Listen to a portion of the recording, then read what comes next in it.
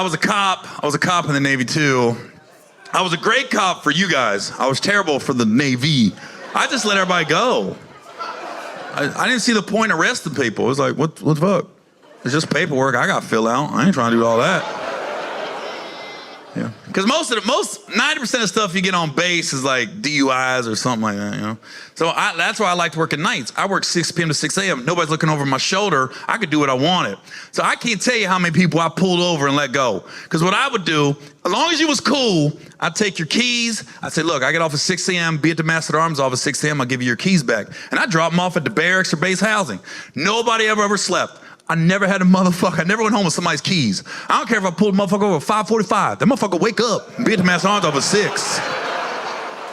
Because I remember one night I pulled over the captain of the base. I know it was the captain. I pulled him. He was so fucked up. He was drunk as shit. And I go up to the driver's side window. I go, oh, fuck, that's the captain. And he had a girl in the car with him. And I don't know who the girl was, but it was not the lady in all the pictures all over the base with them. I ain't trying to start no shit. So when I saw it was the captain, I said, hey, how you doing, sir? We got 2 choices. You can give me your keys and I'll drop you off at your house and just pick up the keys in the morning when I get off at 6 a.m. Or I can give you a field sobriety test and we can see how that works out. And he goes, because I don't want to pull you over tonight. You know, you're by yourself. so.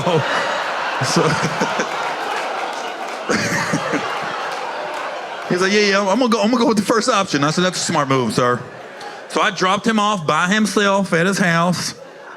Next morning, 6 a.m., we had shift change. Everybody's freaking out. They're like, oh, fuck, the captain's outside. The captain's outside. I know I was there. I got the motherfucker's keys.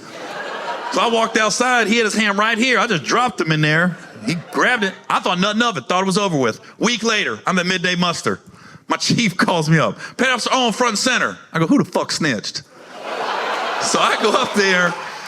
And my chief was like, we got a letter of commendation from the captain of the base. What a fine job you're doing on night patrol. I was like, me?